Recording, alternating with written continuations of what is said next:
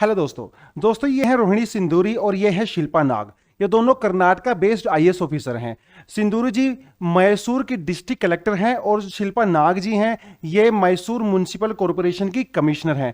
Recently एक press conference में शिल्पा नाग जी ने सिंदूरी जी के ऊपर आरोप लगाए और ये कहा कि मुझे पर्सनली हरास किया जा रहा है, यहाँ पे मुझे काम बिल्कुल भी नहीं किया करने दिया जा रहा है और मेरे अगेंस्ट में सिंदूरी जी के द्वारा पर्सनल ग्रजेस निकाले जा रहे हैं, यह बोल के उन्होंने अपना रेजिग्नेशन दे दिया है। तो इस पूरे मामले के बाद कर्नाटका के पॉलिटिक्स में काफी गर्मा गर्मी हो गई है। ओपोजिशन वाले सरकार के ऊपर काफी डिफरेंट तरह के आरोप लगा रहे हैं जैसे कि हमारे पे यूजुअली होता है। लेकिन जब सिंदूरी जी से पूछा गया कि उनके अगेंस्ट में शिल्पा जी ने आरोप लगाए हैं तो सिंदूरी जी ने कहा कि जब शिल्पा जी वहां की कमिश्नर थी तो म्युनिसिपल कॉर्पोरेशन की परफॉर्मेंस बहुत ही ज्यादा खराब थी। कोविड के केसेस में जो फ्लक्चुएशन है वो बहुत ज्यादा आ रही थी। एक दिन मैसूर में जो है 500 केसेस आ रहे थे, अगले दिन जो है सिर्फ 25 केस आ रहे थे, तो वहां पे काम अच्छे से नहीं हो रहा था। उन्होंने एक स्पेसिफिक एग्जांपल दिया। उन्होंने कहा कि सीएसआर जिसे कॉर्पोरेट सोशल रिस्पांसिबिलिटी कहा जाता है उसके अंडर में मैसूर कॉर्पोरेशन के पास जो है 12 करोड़ रुपए आए थे। तो किसी प्रोग्राम के लिए जब सिंदूरी जी ने शिल्पा जी को लेटर भेजा, उनसे कहा कि आप बिन 12 करोड़ रुपए का हिसाब किताब दीजिए क्योंकि इसके लिए हमें प्रोग्राम चलाना है, तो जो शिल्पा नाग जी हैं वो आनाकानी करने लगी और उनको उन 12 करोड़ रुपए का हिसाब किताब नहीं भेज पाई। इससे सिंदूरी जी को कुछ शक हुआ और उन्होंने जो है कैबिनेट सेक्रेटरी को बोला कि इस तरह की बातें यहां पे हो रही हैं। तो वो इस तरह की जब चीजें होने लगी तो शिल्पा नाग जी ने भी उनके ऊपर आरोप लगाए और कहा कि मुझे हरास किया जा रहा है और फाइनली उन्होंने अपने जो है रेजिग्नेशन दे दिया है। तो ये पूरे का पूरा मुद्दा जो दो आईएएस ऑफिसर के बीच में चल रहा था। लेकिन जब इंक्वायरी बैठी तो थोड़े से मामले जब सामने आए तो यह पता लगा कि सिंदूरी जो डिस्ट्रिक्ट कलेक्टर है मैसूर सिटी के अंदर, वो उनका जो बंगलो है वो एक हेरिटेज जो है साइट है, एक हेरिटेज बिल्डिंग है। उन्होंने 50 लाख रुपए की हेरिटेज बिल्डिंग के अंदर कंस्ट्रक्शन करवा के एक प्राइवेट स्विमिंग पूल बनवाया और एक जिम जो है खाना मतलब जिम्नेजियम भी उसके अंदर जो है उन्होंने खुलवा दिया। तो सिंदूरी जी को जब इस बारे में पूछा गया तो उन्होंने कहा कि देखिए ये तो पब्लिक वेलफेयर के लिए है। अब आप ही सोचिए कि उनके पर्सनल बंगलों में जो स्विमिंग पूल है, जो जिम उन्होंने ओपन करवाया है, वो किस तरह के पब्लिक वेलफेयर के लिए हो सकता है।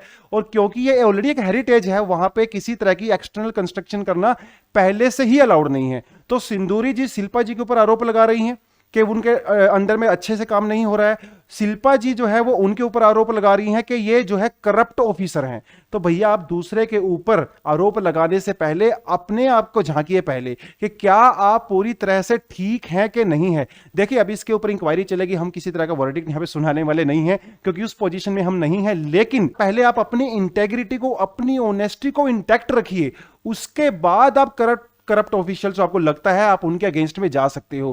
क्योंकि एक बार अगर आपके अंदर थोड़ी सी भी कमजोरी है तो आपके अगेंस्ट में जो ओपोजिशन है, या चाहे वो पॉलिटिशियन हो चाहे कोई भी हो, भैया वो आपको छोड़ेंगे नहीं, चाहे वो खुद कितने ही करप्ट हों। लेकिन आपके दामन में थोड़ा सा भी अगर दाग है उसको लेके वो आपके पीछे पड़ जाएंगे और आपको बदनाम करके छोड़ेंगे। तो ये सिंदूरी जी और शिल्पा नाग जी के बीच में जो भी ये टसल चल रहा है, उन्होंने रेजिग्नेशन दिया है। हालांकि सेक्रेटरी ने कहा है कि वो उनका रेजिग्नेशन एक्सेप्ट नहीं करेंगे, वो देखना रहेगा उसके पीछे क्या है। लेकिन ये मामला काफी इंटरेस्टिंग है। ये केस स्टडी भी यहां पे हो सकती है कि कैसे जो हमारी ब्यूरोक्रेसी के अंदर इस तरह की इंटरनल टसिस चलती है। देखिए उनके बीच में हो सकता है काफी पहले से टसिल चल रही हो, लेकिन वो खुल के अभी सामने आ गई है। दोनों के बीच में ये लड़ाई है। दोनों आईएएस ऑफिसर हैं, सिंदूरी जी सीनियर हैं, वो जूनियर हैं। किस तरह से हमारे ब्यूरोक्रेसी के अंदर जो है काम चलता है और हमारी ब्यूरोक्रेसी को काफी इनकॉम्पिटेंट और करप्ट कहा जाता है क्योंकि इस तरह के बहुत सारे मामले होते हैं। कई बार वो सामने आ जाते हैं, कई बार वो सामने नहीं आते हैं। तो सिंदूरी जी यहां पे सही हैं या फिर यहां पे शिल्पा नाग जी सही हैं, ये तो देखना रहेगा। लेकिन एक हेरिटेज बिल्डिंग के अंदर भैया आपने 50 लाख रुपए, वो भी पब्लिक के पैसे खर्च करे स्विमिंग पूल बनवाया है, तो इंक्वायरी तो आपके ऊपर बैठेगी ही बैठेगी। ऊपर से शिल्पा नाग जी ने वो 12 करोड़ रुपए में कुछ गड़बड़ किया है कि नहीं किया है वो तो अभी इंक्वायरी का मैटर है, जिसके ऊपर इंक्वायरी बैठ चुका है। तो दोस्तों मेरा आपसे सिर्फ यही कहना है इस कहानी के थ्रू कि आप अपने आप को इंटैक्ट रखिए, अपनी इंटेग्रिटी को इंटैक्ट रखिए, उसके बाद कोई आपका बाल भी बांका नहीं कर सकता। लेकिन अगर आपने कहीं पे भी गड़बड़ कर दिया, कहीं पे आपकी ऑनेस्टी के ऊपर क्वेश्चन मार्क आ गया, तो सारे के सारे लोग आपकी टांग को पकड़ के नीचे खींचने में लगेंगे और आप एकदम मजबूत होकर खड़े नहीं हो पाएंगे क्योंकि आपकी फाउंडेशन कमजोर हो चुकी है। तो इसलिए आपकी जो ऑनेस्टी है, वो इंटेग्रिटी है, उसे हमेशा हमेशा इंटैक्ट रखिए। तो इस पूरे स्टोरी से हमें लोग यही एक लेसन और मोरल ऑफ द स्टोरी मिलता है। Thank you very much, all the best and जय हिंद।